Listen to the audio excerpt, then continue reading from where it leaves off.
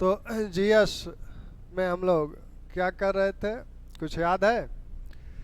GS में इतिहास में जो हो रहा था वो आपका कुछ राजनीतिक दलों की बात हुई थी। कांग्रेस के पहले कुछ राजनीतिक दलों का गठन हुआ था।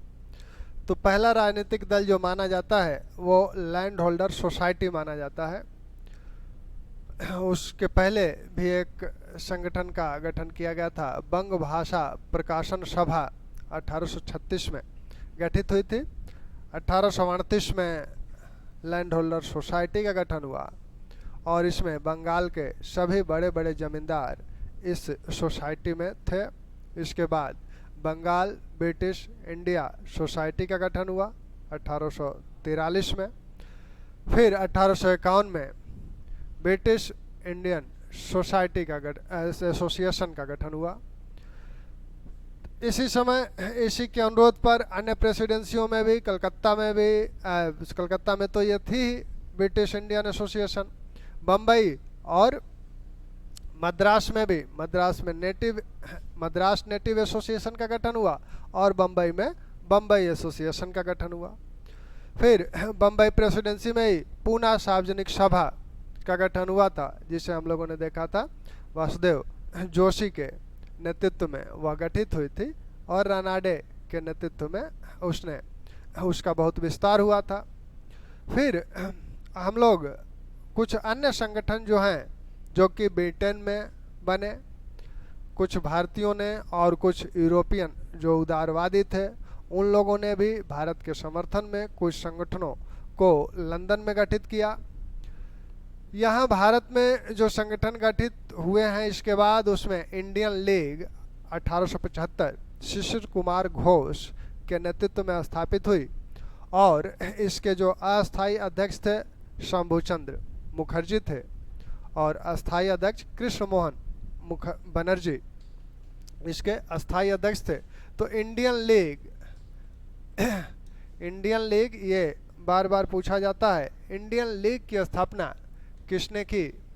तो इंडियन लीग की स्थापना 25 दिसंबर 1875 में हुई और इसके संस्थापक हैं शिशिर कुमार घोष। इसके अस्थायी अध्यक्ष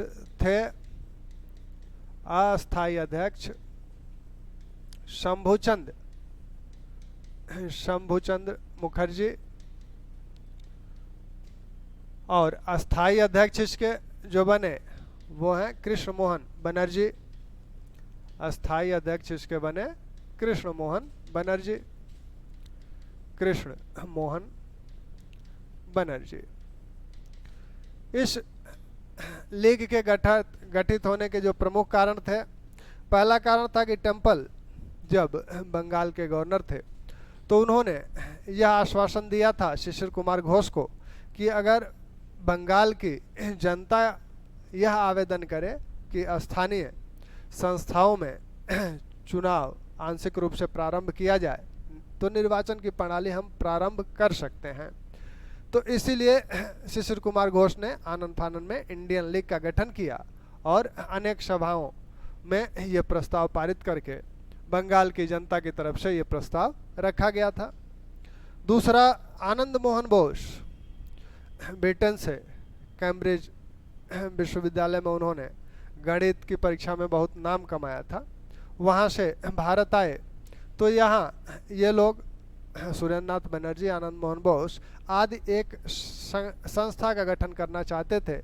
ब्रिटिश इंडियन एसोसिएशन अप्रासंगिक संस्था हो गई थी तो उसकी जगह ये लोग एक संस्था का गठन करना चाहते हैं। कृष्णदास पाल उस समय उसके सचिव थे।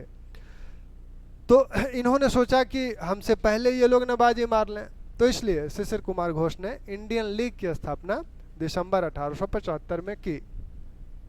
अधिकांश जो प्रगतिशील या युवा नेता हैं वो सभी इसमें इंडियन लीग में थे। बाद में 1876 में आनंद मोहन बोस और सुरेंद्रनाथ बनर्जी ने इंडियन एसोसिएशन का गठन किया। इंडियन एसोसिएशन का गठन हुआ जुलाई 1876 में कलकत्ता के अल्बर्ट हॉल में। एक विशाल सभा हुई और उसी सभा में इस संस्था के इंडियन एसोसिएशन के गठन करने की घोषणा की गई, वहीं गठित हुई। तो जुलाई 1876 में इंडियन एसोसिएशन का गठन हुआ। आनंद मोहन बोस सचिव बने, मनमोहन घोष इसके अध्यक्ष बने।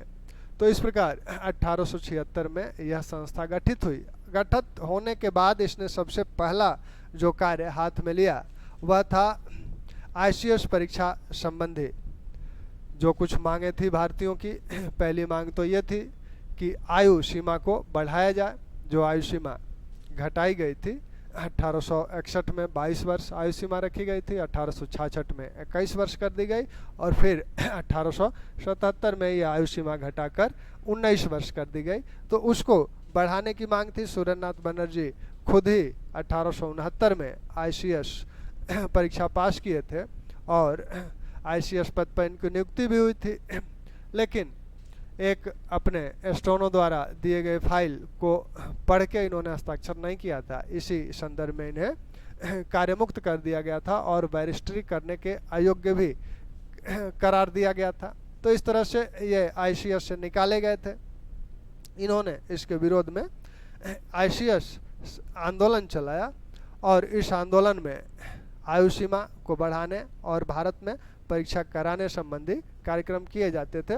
इसी दौरान इन्होंने देश के कई हिस्सों का दौरा किया, लाहौर से इलाहाबाद, लखनऊ, इन सब स्थानों का दौरा करके इस एसोसिएशन को विस्तारित करने का प्रयास किया।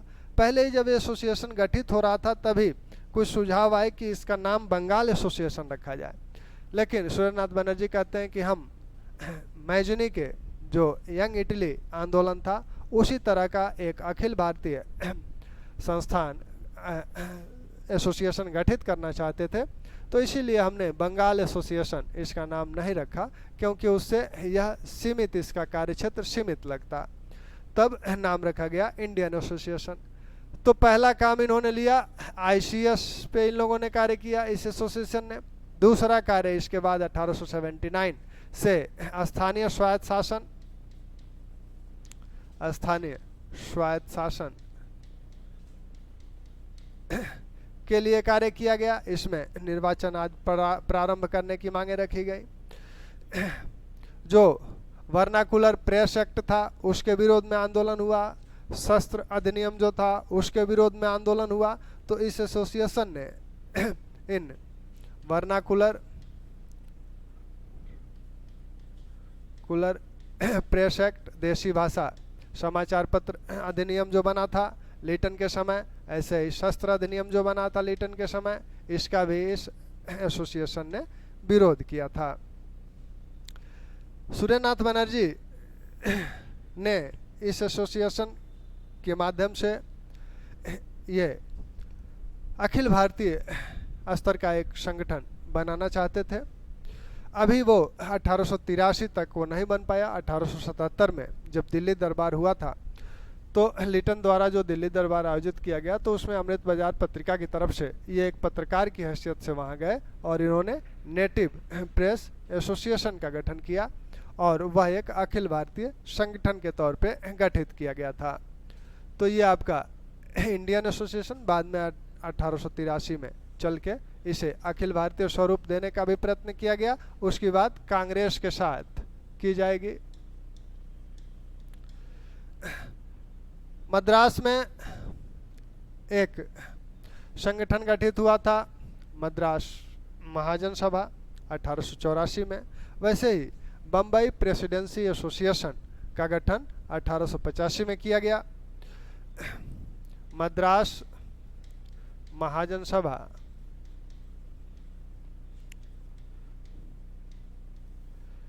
इसका गठन 1884 में हुआ।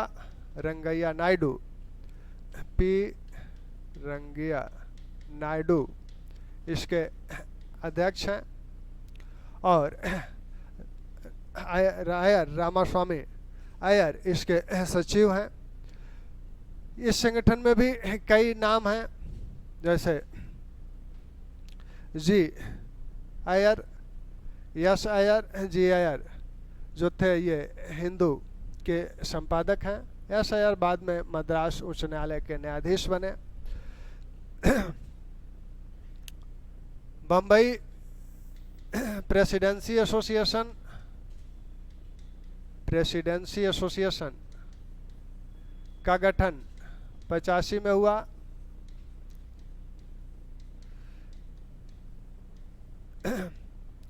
जमशेदजी जीजी भाई की अध्यक्षता में एक सभा हुई 85 में, और उसी में इस एसोसिएशन के गठन का निर्णय लिया गया। त्र्यंबक जी तैलंग, जीजी भाई मेहता, फिरोज मेहता आदि इसके महत्वपूर्ण नेता हैं। बम्बई प्रेसिडेंसी में एक और गतिविधि चल रही थी, वो चिपुलकर के नेतृत्व में चल रही थी। चिपुलकर के नेतृत्व में यह चल रही थी। 1879 में इन्होंने अपनी सरकारी नौकरी से इस्तीफा दे दिया और न्यू इंग्लिश स्कूल पूना में इन्होंने खोला। न्यू इंग्लिश स्कूल पूना में इन्होंने स्थापित किया, और इनके साथ आपके बाल गंगाधर तिलक भी जुड़े हुए हैं। ये इस स्कूल के अच्छे कार्य से प्रोत्साहित होकर इन लोगों ने फर्ग्यूसन कॉलेज की भी स्थापना की, और 1884 में दक्कन एसोसिएशन का स्थापना की गई। दक्कन एजुकेशन एसोसिएशन की स्थापना की गई। बाद में सामाजिक कानूनों को लेकर, समाज सुधार के कानूनों को लेकर आगरकर, इनके साथ जो लोग जुड़े थे चिपुलकर हैं, आगरकर हैं, जी आगरकर, तिलक हैं। तो बाद में थोड़ा सा मतभेद हुआ और मराठा, इसी समय इन लोगों ने 1881 में मराठा और केसरी नामक पत्र भी शुरू किया था। मराठा अंग्रेजी में, केसरी मराठी में। तिलक अपने साथ इन पत्रों को लेकर चले आए। तब आगरकर ने सुधारक नामक पत्र संपादित करके आगे अपना कार्य बढ़ाया। तो मद्रास बम्बई प्रेसिडेंसी में ये भी कार्य चल रहा है।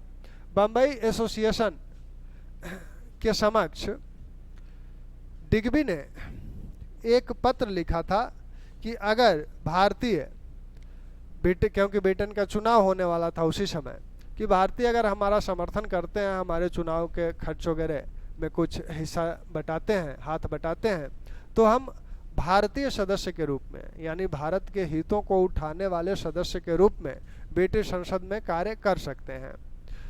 भारतीयों को भी थोड़ा सा मोह हुआ कि अगर लिबरल पार्टी की सरकार बनी तो रिपन को भारत सचिव बनाया जा सकता है, और रिपन को सभी नेता उदारवादी मानते थे।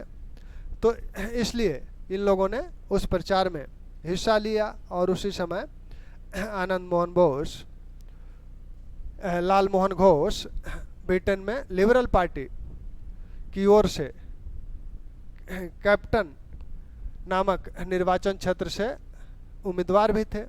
तो एक भारतीय पहली बार उम्मीदवार भी बना था। लेकिन लिबरल पार्टी के इस चुनाव में भारतीयों ने बहुत सहयोग किया। यहाँ से बम्बई प्रेसिडेंसी से चंद्रवाकर भेजे गए, मद्रास से मुदालियर भेजे गए, और कलकत्ता से उस समय लाल मोहन घोष ब्रिटेन में ही थे, तो उन्हें प्रचार कार्य के लिए भेजा गया। तो तीनों प्रेसिडेंसियों से एक एक लोग प्रचार के लिए भेजे गए। बम्बई से चंद्रवाकर भेजे गए, और मद्रास प्रेसिडेंसी से मुदालियर भेजे गए, और कलकत्ता प्रेसिडेंसी से लाल मोहन घोष वहाँ थे तो वो भेजे गए। लेकिन फिर भी भारतीयों के इस प्रयत्नों के बावजूद भी लिबरल पार्टी की हार हुई। लाल मोहन घोष भी नहीं जीत पाए। फिर 1892 में पहला अवसर था जब दादा भाई नौरोजी किंग्सबरी से लिबरल पार्टी की तरफ से चुनाव लड़े थे, और वो विजयी हुए थे। तो 1892 में पहला कोई व्यक्ति था वो दादा भाई नौरोजी थे, जो ब्रिटिश विधायिका के अंग बने, निर्वाचित हुए। हालांकि सबसे पहले लाल मोहन घोष ने यह प्रयत्न किया था, लेकिन हार गए थे। तो ये गतिविधि यहाँ बम्बई प्रेसिडेंसी में चल रही है। अब पृष्ठभूमि मद्रास और बम्बई प्रेसिडेंसियाँ, मद्रास महाजन सभा और बम्बई प्रेसिडेंसी एसोसिएशन दोनों मिलकर ये चाह रहे हैं कि एक अखिल भारतीय स्तर का संगठन तैयार किया जाए। बम्बई प्रेसिडेंसी के लोगों ने मद्रास महाजन सभा को यह जिम्मेदारी सौंपी, लेकिन उस समय धन का अभाव था, इसलिए मद्रास महासभा ने कोई अखिल भारतीय सम्मेलन नहीं बुला पाई। अब ब्रिटेन में स्थापित कुछ संगठन हैं जो लंदन इंडिया कमेटी 1862 में स्थापित हुई थी। इसी तरह लंदन इंडिया सोसाइटी 1865 में स्थापित हुई, और east India association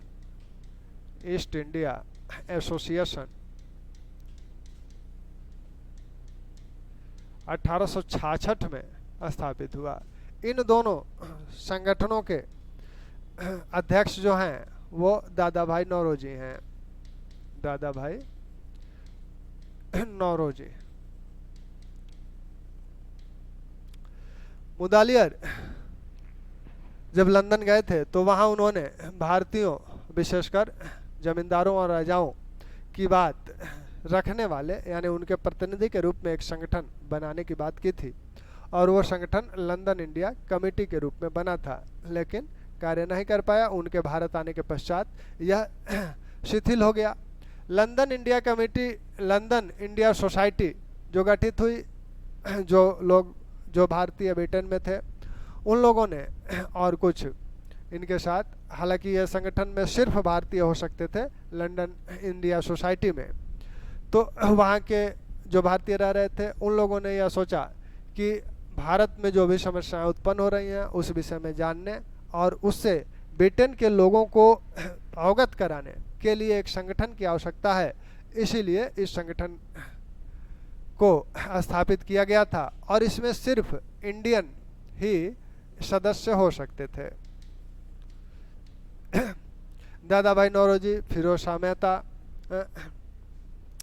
Manmohan Ghosh, ये सब लोग इस सोसाइटी में शामिल थे। बाद में 1866 में ही दादा भाई नौरोजी ने ईस्ट इंडिया एसोसिएशन नामक एक संगठन को गठित किया।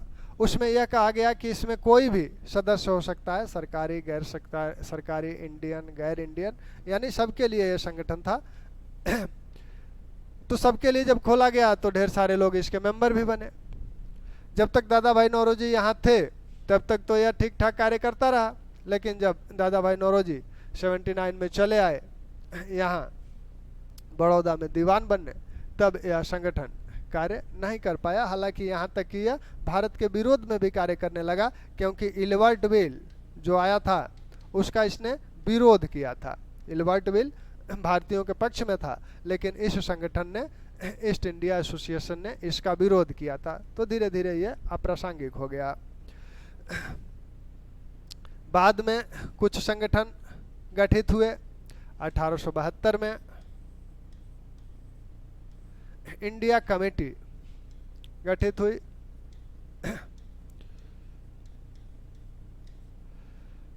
जब कालाकांकर के राजा रामपाल सिंह ब्रिटेन गए तो वहाँ पोलो, जो आयरलैंड का आंदोलन चल रहा था ब्रिटेन में, उसके नेता थे।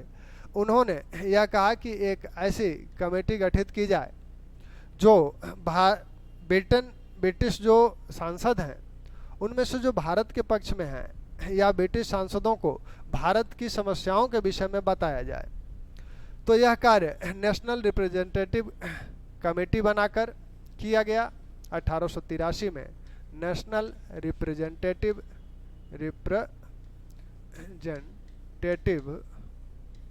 कमेटी बनाकर यह कार्य किया गया, और राजा रामपाल सिंह के नेतृत्व में किया गया। इसी समय राजा रामपाल सिंह ने हिंदुस्तान नामक पत्र का भी प्रकाशन किया। यह 3 भाषाओं हिंदी, अंग्रेजी और उर्दू में प्रकाशित हुआ। भारत से धन की भी मांग की गई। यह कमेटी सफल रही ब्रिटिश कुछ सांसदों से मिलने में, अपनी बात बताने में। फिर आपके एक कमेटी गठित हुई थी, ब्रिटिश इंडिया कमेटी 1883 में। ब्रिटिश इंडिया कमेटी, यह ब्रिटिश इंडिया कमेटी जो गठित हुई, यह कमेटी 1883 में गठित की गई थी। इस कमेटी का गठन कुछ अंग्रेजों ने किया था, जो अंग्रेज उदारवादी थे, उन लोगों ने इस कमेटी का गठन किया था। और इस कमेटी में यह बात कही गई थी जो कि डिग्बी ने कहा था। डिग्बी ने यह कहा कि कुछ ऐसे हम स्वयं चुनाव लड़ रहे हैं, तो हम भारत की ओर से कार्य करने की आपसे वादा करते हैं यदि आप लोग हमें चुनाव में सहयोग करें, धन आदि की। यह भी ब्रिटिश इंडिया कमेटी भी यही चाह रही है, और इसने अपना नाम 84 में बदल के कर लिया इंडियन रिफॉर्म एसोसिएशन। इंडियन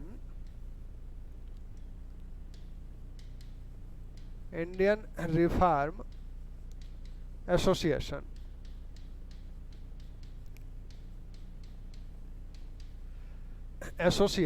लेकिन इन सभी संगठनों, जितने भी ब्रिटेन में संगठन स्थापित हुए, थोड़े थोड़े दिनों तक सक्रिय रहे, उसके बाद इनकी सक्रियता समाप्त हो गई।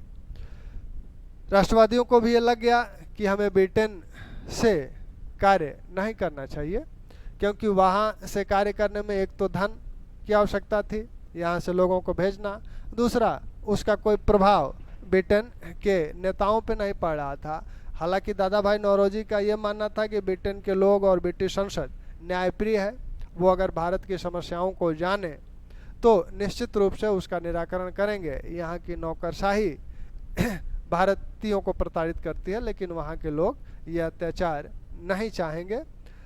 तो ये भ्रम इन संगठनों के माध्यम से टूट गया।